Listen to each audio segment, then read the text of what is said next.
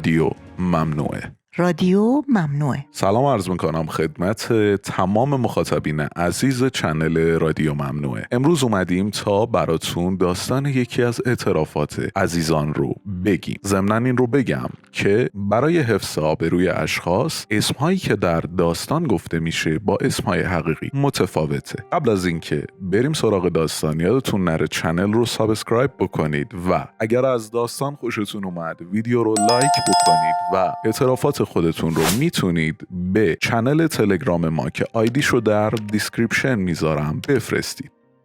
نمیدونم اسمم چیه، اهل کجام، نمیدونم دقیقاً چند سالمه، حتی نمیدونم خوابم یا بیدار، زندم یا مرده. فقط میدونم باید دووم بیارم، بجنگم تا شاید یه روزی برای خودم هویت بسازم. از وقتی یادم میاد صدام میزدن صحرا. گاهی وقتا فکر میکنم واقعاً اسم من صحراست، چون توی صحرا هیچی نیست، نه آب، نه سبزی، نه سرسبزی، نه شادابی. بگذریم. یادم میاد خیلی کوچولو بودم، شاید 4 یا 5 سال داشتم. با پسر صمد که همسایه روبروی اون بود، نزدیکای غروب خورشید میرفتم توی پارک. میشستیم روی یکی از نیمکت‌های چوبی و کهنه پارک. پسر صمد کیف مدرسه‌شو با خودش می آورد، ولی نه واسه درس خوندن. صمد وسط کتاباشو پاره کرده بود و مواد جاساز کرده بود. اون موقع من نمیدونستم چه خبره. نیمکت ما زیاد بزرگ نبود، ولی ما بچه بودیم. بالاخره میشد 3 نفری هم اونجا نشست. سعید پسر صمد فقط 12 سالش بود. بعضیا می اومدن میشستن کنار سعید، یه پولی رو بهش میدادن و سعید از داخل کیفش یکی از کتاباشو باز میکرد و بهشون مواد میداد. یادم یه روزی از همون روزا که داشتم داخل پارک بازی میکردم، یکی از همون آقاهایی که از سعید مواد خریده بود صدام زد. رفتم پیشش. بچه بودم، نمیفهمیدم. سعید رفته بود دستشویی پارک. اون آقا بهم گفت میخواد برام بستنی بخره. خانواده‌ام بهم یاد نداده بودن از غریبه ها چیزی نگیرم. نگفته بودن صحرا مراقب خودت باش. برام بستنی خرید. بردم توی ماشینش، روی صندلی عقب نشستم. منو برد تو ماشینش، روی صندلی عقب نشستم. داشتم بستنی قیفی خوشمزه‌مو میخوردم. من اون موقع فقط 8 سالم بود. خوشگل بودم و مثل خیلی از بچه کوچولوهای نازی که میان پارک و بازی میکنن و دست مادرشون رو ول نمیکنن و پدرشون از دور داد میزنه که حواستو جمع کن. اما من کسی رو نداشتم که بگه صحرا نرو تو ماشین غریبه ها. تا اومدم به خودم بیام دیدم دارم کارهای کثیفی میکنم، اونم تو سن پایین. نمیدونستم کار بدیه. بهم میگفت فکر کن بستنیه. وقتی از ماشینش پیاده شدم سعید منو دید. کلی دعوام کرد که چرا روی نیمکت نشسته بودم تا برگرده. کلی اون روز گریه کردم، ولی من فقط 8 سالم بود. یادم میاد همون سال رفتم پیش بابام. یه تلویزیون قدیمی جلوش بود، داشت داخل یکی از شبکه‌های ماهواره‌ای آهنگ گوش میداد. از همین آهنگای تصویری. یادم نیست آهنگش چی بود، فقط رنگ سبز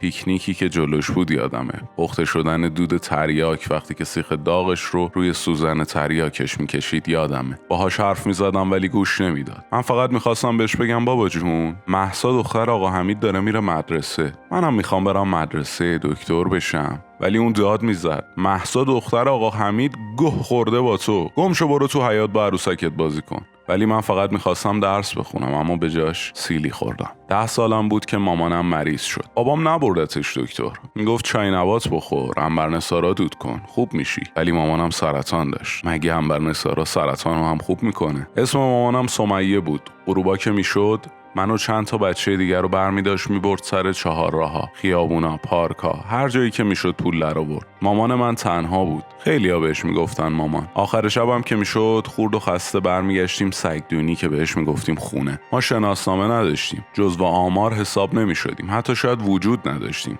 فقط تلاش میکردیم برای یه روز بهتر، ولی همیشه فردا بدتر از امروز بود. 13 سالم بود. داشتم توی راه پله های داخل حیاط سیب زمینی خورد میکردم. صدای خنده بابام و رفیقاش تا تو حیاط میومد. دوستش اومد تو حیاط بره دستشویی، صدام زدم اما من جوابشو ندادم. مست بود، عصبانی شد. اومد سمتم، دستمو گرفت. اومدم داد بزنم، دستشو گذاشت روی دهنم. گفت صدا در بیاد میگم اسقر با کمربند سیاه و کبودت کنه. عین سگ ترسیده بودم و گریه میکردم. با زور منو برد داخل آشپزخونه تو حیاط. درو گذاشت روی هم و کارایی کرد که نمیخوام راجبش حرف بزنم. یه نامرد لاغر مردنی با صورت استخونی که داشت با یه دختر بچه 13 ساله حال میکرد. وقتی کاراش تموم شد انگار بچه آهو گیر آورده بود. داشت منو لخت میکرد و منم دست و پامو گم کرده بودم و تهدیدم کرد که اگر حرفی بزنم سرمو میبره و هیچ کس هم نمیفهمه. جالب ترش هم اینه که راست میگفت، چون من هیچکیو نداشتم، حتی هویت و شناسنامه هم نداشتم. اگه سرمو میبرید کی میخواست حرفی بزنه یا چیزی بگه یا چیزی بفهمه؟ بعد از اون روز هفته‌ای 2 یا 3 بار میومد خونه ما، به بهانه شیره کشیدن باز هم با من کارهای کثیفی میکرد و میرفت،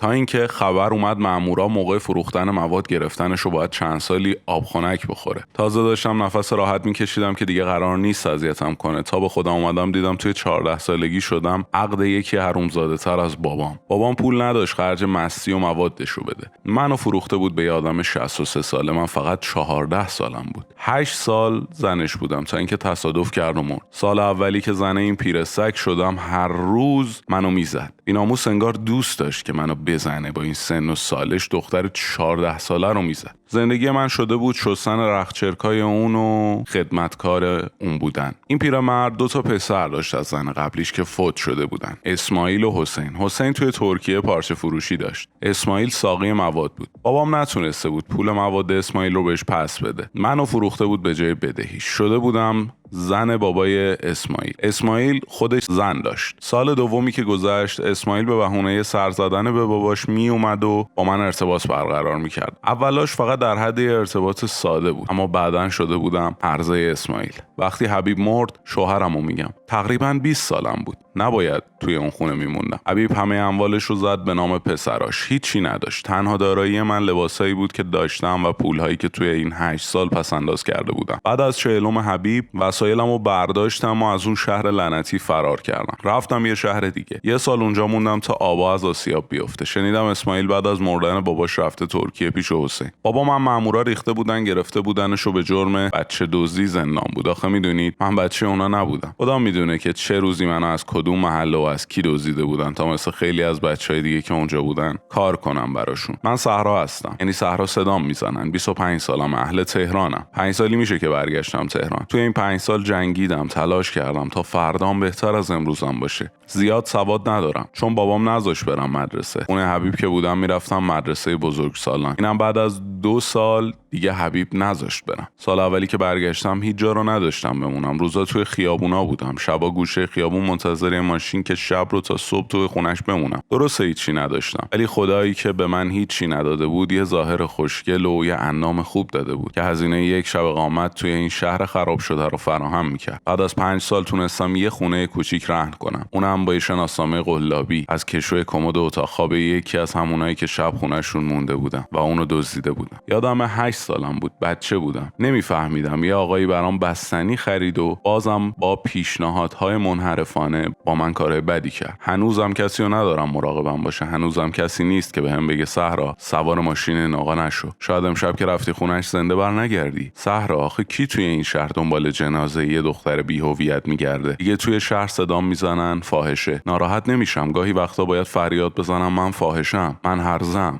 این شده شغل من، تنها مهارتی که بلدم. خیلی خواستم برم مدرسه، خیلی خواستم برم خیاطی، خیلی دلم میخواست منم مثل دخترای همسن و سال خودم توی خیابون یه آقایی کنارم راه بیاد و بچه‌مو صدا بزنم. من تلاش میکنم تا منم یه روز دخترمو بغل کنم، ولی من نمیخوام سمیه باشم، نمیخوام با اصغر ازدواج کنم. اصلا میدونی چیه؟ من نمیخوام ازدواج کنم، نمیخوام یه صحرای دیگه بیاد داخل این شهر. میدونی چیه؟ اصلا من خودم نمیدونم چی میخوام. من فقط میخوام این کابوس وحشتناک تموم بشه. گاهی وقتا زیر دوش بلند گریه میکنم، میگم این تقصیر کیه؟ شاید صمد، شاید پسر صمد، شاید خودم، شاید پدر و مادر واقعیم، شاید اصغر، شاید سمیه، شاید حمید و بچهش، شاید اسماعیل، شاید حبیب، شاید. یکی از روزهای ماه محرم بود. نشسته بودم روی نیمکت یکی از پارک‌های شهر. از بلندگوی مسجد روبروی پارک صدای یک حاج آقایی می اومد. داشت میگفت توی این شهر پر از دخترای خرابی هست که آبروی شهر رو بردن. میگفت بارون نمیاد به خاطر ما فاحشه ها. میگفت همه چی تقصیر منه، اما به همون خدایی که اون حاج آقا میپرستید من نمیخواستم بارون نیاد. دلم میخواد روی سنگ قبر همه اونایی که فکر نکردن منم آدمم و منو به اینجا رسوندن بنویسن فاحشه حلالم کن. تا داستان بعدی مثل همیشه پرشور و گرم همراه رادیو ممنوعه چنل خودتون